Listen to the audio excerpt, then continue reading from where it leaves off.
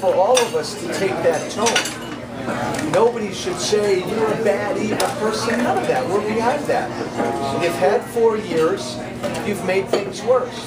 And I don't think it's surprising because I've said publicly on tape, 4 years ago we elected somebody who really was never ready to be president. I think most of the country understands that. And that's all you need to say, and you don't need to be personal. He was never ready. He didn't have the experience, and he's made things worse. I hope that's what Mitt Romney says. Joe, regarding the fiscal cliff that's coming up. The fiscal cliff. You know, if you allow me to give my personal opinion, Please. the way I see it, we're going to have a fiscal cliff is going to be January 1st or whatever, 15, 18, whatever.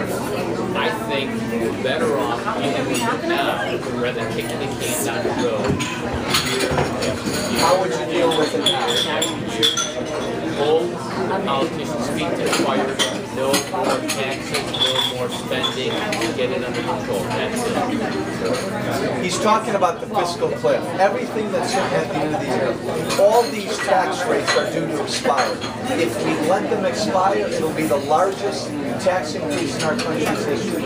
Automatic sequestration is about to kick in. Massive cuts to our defense. You're right. Politicians in Washington, for the last few years, have been extending everything by 6 months, a year at a time. It's a crazy way to do things. No budget. In well, and you know that I'm the co-sponsor of a bill called No Budget, No Pay. If you're in the House and the Senate and you don't produce a budget for an entire year, you don't get paid for that year. In the Senate, they don't do anything. In the House, we don't fund everything for a complete year. We just funded our government for the next 6 months. Terrible way to run a business. So the question is, all this stuff's hitting at the end of the year. What we've done in the House is we've extended all the tax cuts, all the tax rates by another year. We should make them permanent. But again, that's not my decision. But we in the House have extended them all for another year. They haven't done that yet in the Senate. The President has made very clear, yeah, right. If you make $200,000 or more, he wants those tax rates to expire. We Republicans don't want that to happen. We want the tax rates to extend for everybody. Probably, you know what's going to happen. What's going to happen? Yeah, sometime in that lame duck session, in between the election and the end of the year, Republicans and Democrats will meet, and they'll probably craft a bad deal, and they'll kick the can down the road. It's just going to make things worse. Right. It's going to drag along in a different economy, and then all of a sudden get the cliff, and then it's going to. Well, the word that you're right, and the only thing worse than extending everything by another year is to let the tax rates expire and put tax increases on top of small businessmen in this country. We can't let that happen. But you know, everybody at this table knows, people who run businesses out there, they want permanent tax relief. They can't live with us changing the rules of the road every 6 months to a year. And that's what the knuckleheads in Washington do. It's terrible. Were you going to say something, sir? There are four industries, sizable nature, leaving Illinois to build the United States. People already hear that. This important element, 4 more years of Obama appointing 2 more Supreme Court judges will destroy this nation. 4 more years and 2 new Supreme Court judges will destroy this nation, and no one will do anything about it. Yeah, to your first point again, before we get into the Supreme Court, businesses are leaving Illinois, big and small. And what the Illinois government does, what our government does is, We bribe the big companies like Caterpillar and Sears to stay. We bribe them with our money, taxpayer money. But there are a lot of small businesses that are leaving or trying to leave, and we don't bribe them with taxpayer money to stay. This isn't surprising. This is the least business-friendly state in the country. And if I'm in Wisconsin or I'm in Indiana or Ohio, I'm saying, come on over, welcome you them. Yeah. And there's potential companies out there. Yeah. There's a huge company from Egypt that Iowa and Illinois were contending for this business. Even though Illinois gave basically a better deal for it, they're going to employ a lot of people for generations to come. They went to Iowa because Yes.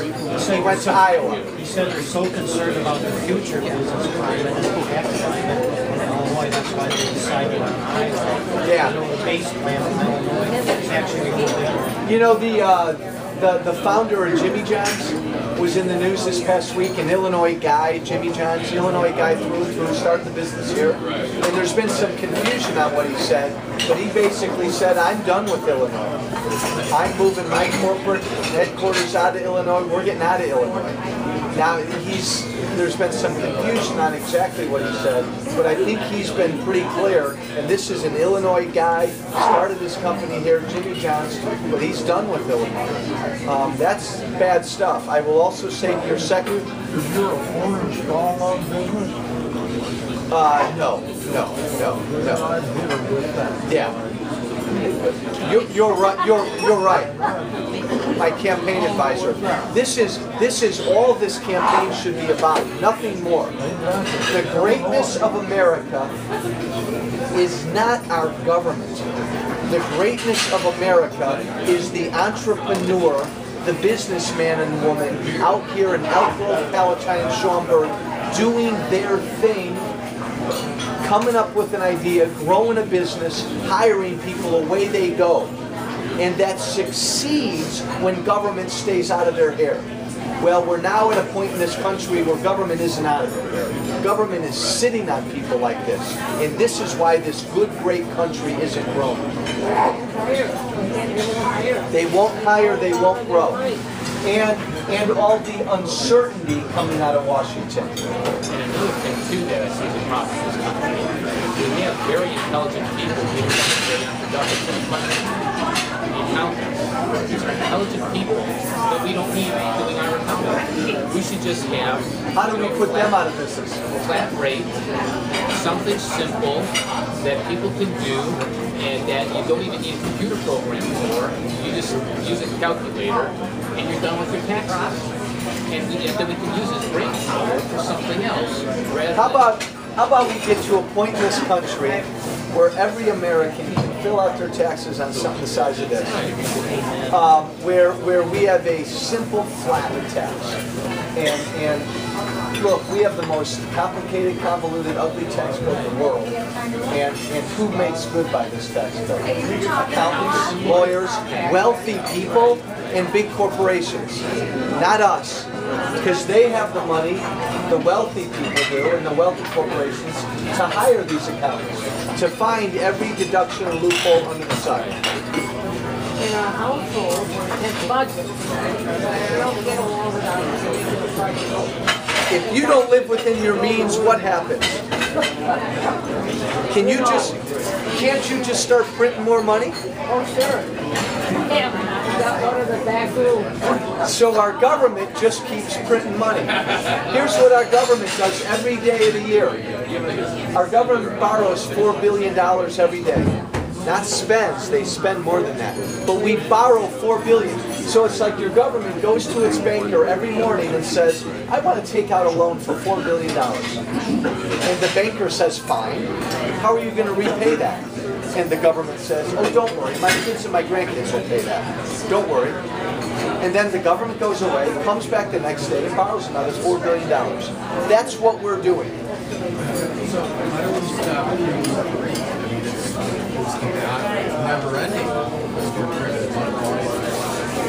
Well, Mitt Romney made pretty clear how he'd like to stop it.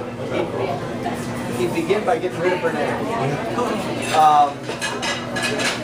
But you're right. You talked about an indictment of President Obama's policies that now we are 3-some years into a recovery, and we still have to have the Fed trying to prop up this economy by borrowing more money.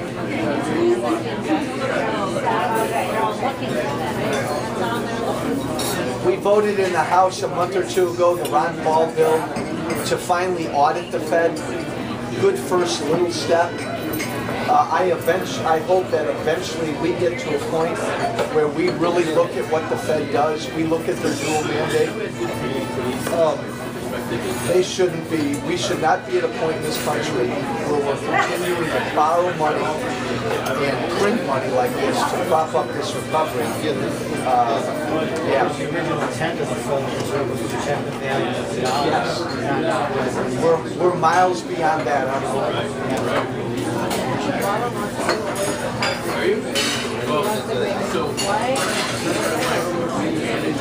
Suffice to say, this president has he's been very busy the last year or two, stepping all over our Constitution. Yeah. Doing so many things that should be done legislatively. And he just snaps his fingers and says, I'm going to do that on my own, by decree, by executive order. It's not a new thing, but he's made it dramatically worse. He didn't begin the whole concept of czars or executive orders, but he's really increased their usage by a lot. It's like the debt. President Obama didn't invent the debt, right? George W. Bush spent too much money. We ran up in debt. But this president has taken it to levels we've never seen. Do you remember when $200 to $300 billion deficits were a big deal? With President Obama, we're north of $1 trillion every year.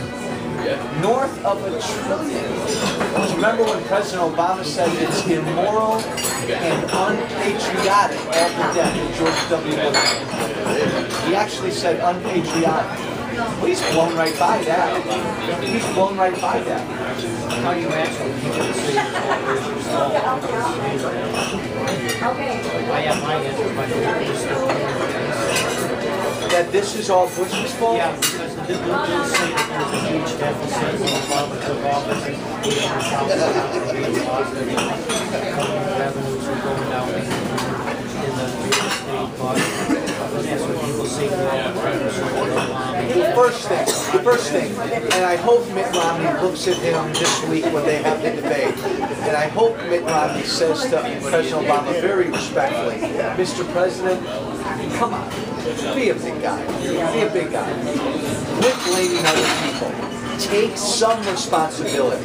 We expect that out of our president. I've never seen a president blame more different people and events for what's going on. Take some responsibility, Mr. President. You're big enough that you should do that. This is the weakest recovery we've had since the Great Depression. And you know, like I know, that typically the more severe the recession, the quicker and more buoyant the recovery. This is defied that. There are people that believe we have inched into another recession, and that unless we change our policies pretty quickly, we will be in a recession in 2013. So come on, Mr. President. I've said all the time, when Obama got elected, there was a big mess on his desk. He didn't create that mess. But 3 to 4 years later, this recovery is his. He made some decisions and decided to borrow a lot of money because he believes government creates jobs. So he owns this recovery. And Mitt Romney needs to tell him that. Quit blaming Bush. You're better than that. Every president should be better than that. It's really like he needs to grow up and take some responsibility. I've never heard him take responsibility.